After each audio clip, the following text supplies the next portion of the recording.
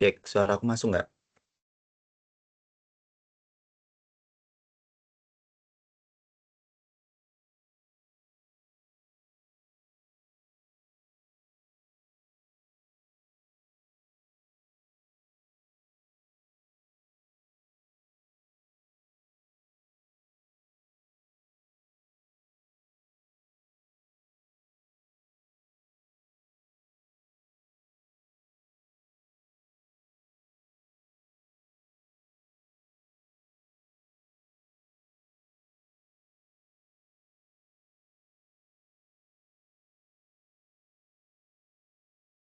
Oke, sebelumnya Bismillahirrahmanirrahim. Assalamualaikum warahmatullahi wabarakatuh. Selamat pagi teman-teman semuanya. Selamat pagi Mbak Anis. Perkenalkan kami dari kelompok 1 yang beranggotakan saya sendiri Nurkolis Najib dengan NIM 10. Terus selanjutnya ada Nurlaili Apriliana dengan 3 digit NIM terakhir 037. Ada Manda Fitriana Azardini dengan 3 digit NIM terakhir 029. Ada Rifki Adli Putra Santoso dengan 3 digit NIM terakhir 055. Dan ada Juan Raymandus Maruli Nainggolan dengan 3 digit NIM terakhir 073.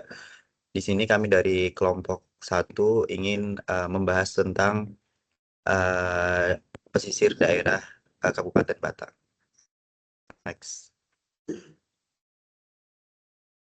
Baik, yang pertama ada gambaran umum dari Kabupaten Batang, di mana pada gambaran umum wilayah Kabupaten Batang ini tuh Kabupaten Batang merupakan kabupaten di Provinsi Jawa Tengah, di mana berada di jalur strategis pantai utara atau Pantura Pulau Jawa yang berbatasan langsung dengan Laut Jawa di bagian utara dengan luas wilayah sekitar 788 km persegi.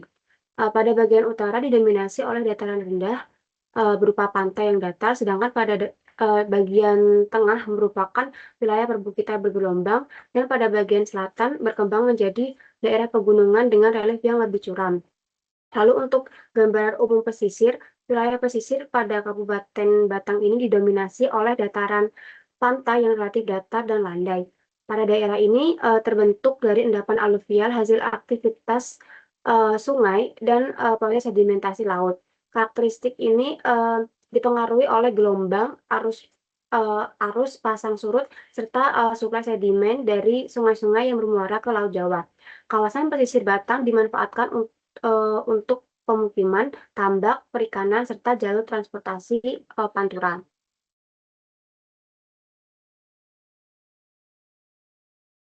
Lalu ada bentuk dan karakteristik morfologi daerah pesisir.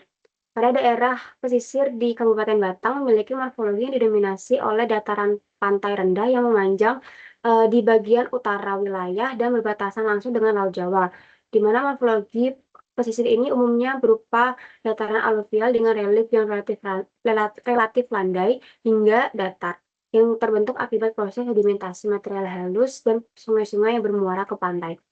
Lalu untuk karakteristik dari morfologi daerah pesisir yang pertama adalah dataran pantai yang rendah, di mana wilayah pesisir Kabupaten Batang ini memiliki topografi datar hingga landai, sehingga banyak dimanfaatkan untuk pemukiman, tambak, dan aktivitas ekonomi masyarakat di pesisir. Yang kedua, pantai berkarakter bersedimentasi, di mana garis pantai dipengaruhi oleh proses sedimentasi dari material yang dibawa oleh sungai yang diendapkan di wilayah muara, sehingga membentuk dataran pantai yang cukup luas. Ketiga, adanya muara sungai dan endapan aluvial. Beberapa sungai dari daerah selatan membawa material hasil erosi menuju pesisir dan membentuk endapan aluvial di kawasan pantai. Yang keempat, dipengaruhi oleh dinamika Laut Jawa. Gelombang, arus, dan pasang surut Laut Jawa menyebabkan terjadinya abrasi dan akresi di beberapa bagian pantai. Kelima, adalah transisi pantai ke perbukitan, di mana morfologi Batang merupakan dataran pantai di utara menuju perbukitan dan pegunungan di selatan yang dipengaruhi oleh kawasan dataran tinggi Dieng.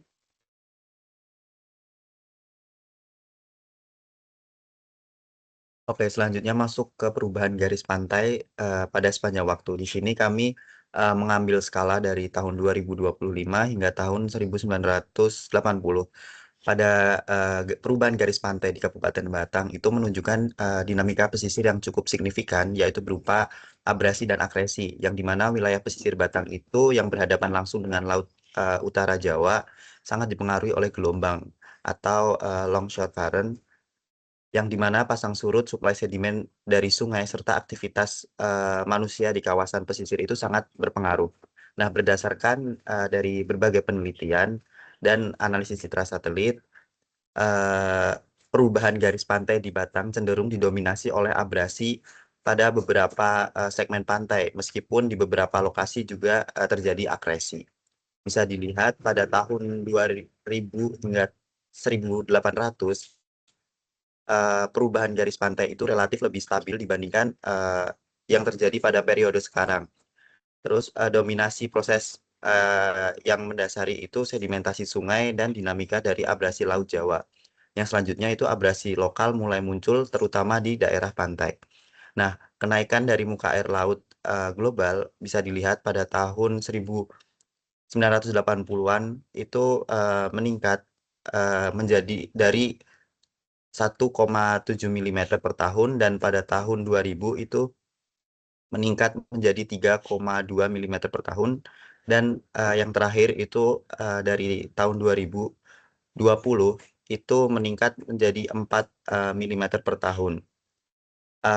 Penelitian menggunakan citra satelit ini menunjukkan bahwa total abrasi di pesisir pantai Batang pada periode 1980 hingga 2025 itu meningkat, dan dari kajian tersebut menunjukkan bahwa abrasi itu mencapai titik maksimum sekitar 117,4 meter dengan laju perubahan hingga 58,22 meter per tahun.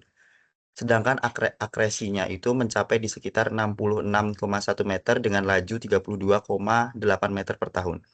Total wilayah yang mengalami abrasi eh, lebih besar dibandingkan area akresi, yaitu sekitar 17,79 hektar untuk abrasi dan 12,36 hektar untuk akresi. Bisa di next. Nah, faktor utama yang mempengaruhi perubahan tersebut adalah dari energi gelombang laut dan arah angin musiman, serta kemiringan yang landai dan proses pasang surut. Nah, di kawasan salah satu kawasan pantai yaitu Pantai Sigandu itu model prediksi perubahan garis pantai menunjukkan adanya kecenderungan erosi yang cukup besar akibat transportasi sedimen sepanjang pantai.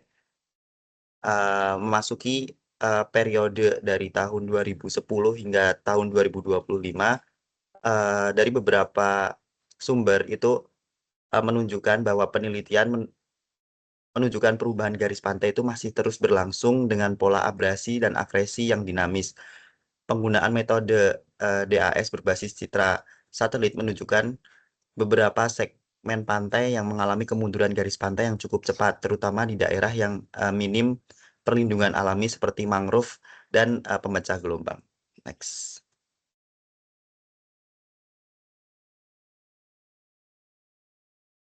Kemudian masuk ke sedimentasi di daerah pesisir Batang itu sendiri.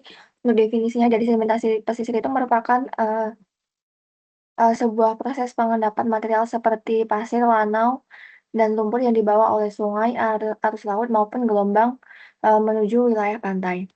Kemudian material tersebut itu berasal dari pelapukan dan erosi dari daratan yang kemudian itu mengalami transportasi dan sebelum akhirnya terendapkan di daerah pesisir. Untuk di pesisir Batang itu sendiri, proses sedimentasi sangat dipengaruhi oleh suplai material dari sungai-sungai yang bermuara ke Laut Utara Jawa, aktivitas gelombang, serta arus sejajar pantai. Secara umum, proses ini tuh berlangsung melalui 3 tahapan, yaitu erosi, kemudian transportasi, dan deposisi. Next.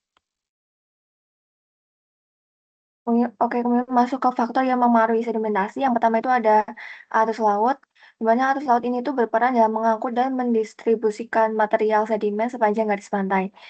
Yang arus ini tuh akan menyebabkan sedimen ini dapat berpindah dari satu lokasi ke lokasi lainnya. Kemudian yang kedua itu ada gelombang. Gelombang ini memberikan energi untuk mengaduk dan memindahkan mineral sedimen dari perairan menuju zona pantai. Lalu yang ketiga itu suplai sedimen dari sungai. Di mana sungai-sungai yang bermuara di pesisir Batang itu menjadi sumber utama untuk suplai sedimen ke pesisir Batang itu sendiri. Kemudian ada faktor yang memengaruhi persebaran butir sedimen.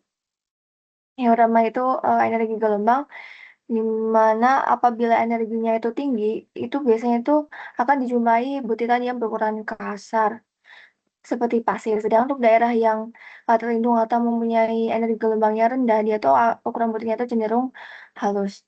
Kemudian jarak dari muara jarak untuk muara sungai sendiri itu juga berpengaruh terhadap ukuran butir karena semakin jauh muaranya itu energi transportasinya berkurang sehingga sedimen yang terdapat itu juga cenderung lebih halus. Kemudian ada kedalaman perairan yang dimana zona yang dangkal itu akan cenderung akan memiliki ukuran butir yang kasar akibat dari pengaruh gelombang itu sendiri. Kemudian untuk zona yang lebih dalam itu akan didominasi oleh ukuran sedimen yang lebih halus. Next. Itu bisa dilihat pada penelitian Sartika di Pantai Sigandu yang menunjukkan perubahan sedimen dari pasir ke lanau di mana yang di tepi pesisir itu cenderung berkurang lebih kasar atau pasir, sedangkan apabila posisinya lebih jauh atau lebih ke dalam itu akan mengalami ukuran butir yang lebih halus. Akan memiliki ukuran butir yang lebih halus seperti lanau atau lempung. Kemudian ada juga penilaian prayoga yang sejenis juga di Pantai Segolok. Next. Ada juga oleh penelitian Ali pada tahun 2017 di Pantai Ujung Negoro, yang dimana pantainya itu didominasi pasir lanawan, sedangkan untuk wilayah yang menuju lautnya itu didominasi oleh lanau lempongan. Next.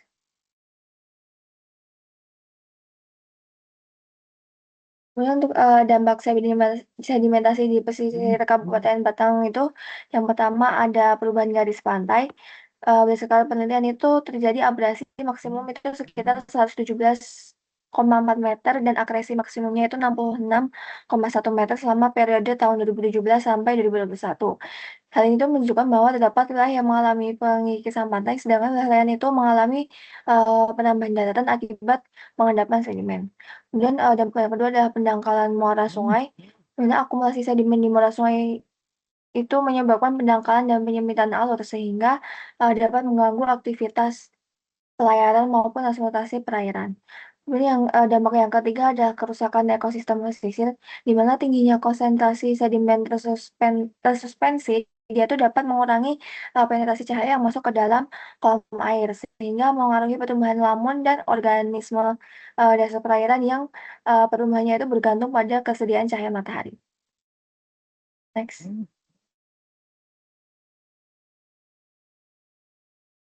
Oke, selanjutnya masuk ke tata guna lahan di daerah Batang itu sendiri. Jadi kalau penggunaan lahan di wilayah pesisir Kabupaten Batang itu didominasi oleh pemukiman, tambak, industri, pertanian, dan jalur transportasi pantura.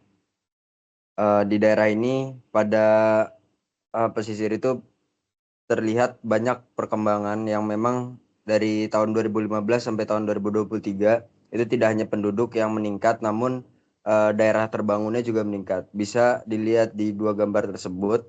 Di bagian kiri bawah itu merupakan jumlah kenaikan penduduk dari tahun 2015 dan perbandingannya dengan tahun 2023. Dan di sebelah kanan atas itu merupakan gambar daerah terbangun di kawasan Batang itu sendiri. Kalau di sebelah kiri atas itu merupakan daerah terbangun di tahun 2015 yang bisa dilihat bahwa daerah terbangunnya masih sangat sedikit yang ditandai dengan warna merah, dan di sebelah kanan itu daerah berwarna merah itu sudah cukup banyak dan hampir tersebar di seluruh wilayah Batang.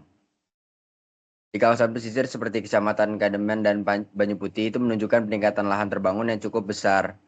Perubahan tersebut dipicu oleh pembangunan kawasan industri, pemukiman baru, proyek infrastruktur, serta aksesibilitas jalur pantura dan jalan tol. Alih fungsi lahan yang sebelumnya berupa sawah dan area tambak itu berubah menjadi area-area industri yang dibangun di sekitar pesisir. Next. Selanjutnya adalah kawasan industri terpadu di daerah Batang. Dalam aspek tata kota daerah Batang itu sendiri, perkembangan wilayah pesisir Batang cenderung mengikuti pola linear yang memanjang sepanjang jalur Pantura. Pola ini dipengaruhi oleh keberadaan jaringan transportasi utama yang menjadi pusat pertumbuhan ekonomi di daerah tersebut.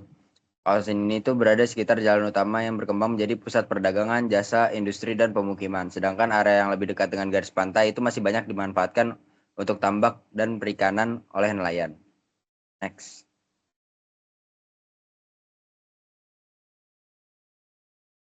Oke, untuk masalah lingkungan dan penyebabnya itu ada yang pertama abrasi pantai. Abrasi ini menjadi ancaman yang paling serius di pesisir Batang dengan laju yang terus meningkat setiap tahun. Bupati Batang, M. Faiz Kurniawan mengungkapkan bahwa abrasi di wilayah Batang terus meningkat setiap tahun. Pada kawasan Batang Kota, daratan terkikis hingga 4 meter per tahun. Sementara wilayah pesisir luar Batang Kota berkurang sekitar 2 meter per tahun. Abrasi diperparah oleh karakteristik pantai Batang yang berupa dataran rendah aluvial dengan material sedimen yang mudah tererosi. Demi menjaga lingkungan hidup, pemerintah daerah atau Pemkab Batang melakukan penanaman 15.000 pohon mangrove dan 8.000 cemara laut di area pantai Sigandu Batang. Next.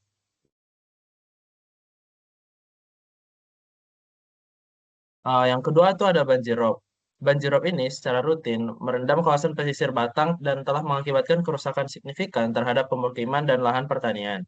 Pemerintah kabupaten siapkan tanggul laut atau giant seawall sepanjang 10 km. Proyek ini bagian dari GSW nasional 535 km yang berasal dari Banten hingga Gresik. Garis pantai Batang berada di sekitar 37 km rawan rob. Hal ini disebabkan oleh dataran aluvial tadi yang rendah dan kompaksi sedimen muda memicu penurunan muka tanah dan memperparah dampak rob. Lalu yang ketiga ada kerusakan ekosistem mangrove. Tutupan mangrove di pesisir Batang mengalami penurunan drastis yang menghilangkan benteng alami penahan abrasi dan habitat biota laut. Hari lingkungan target tanam 50.000 bibit mangrove dan pada hari lingkungan 2025 sudah ditanam 1.250 pohon di Sigandu. Walhi dan warga Roban Timur menanam 500 bibit cemara laut di 500 meter pantai. Hilangnya mangrove mempercepat laju abrasi karena substrat pasir lepas di pesisir Batang kehilangan pengikat alami. Next.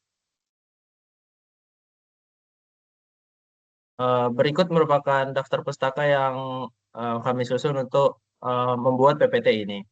Next. Cukup sekian presentasi dari kelompok 1.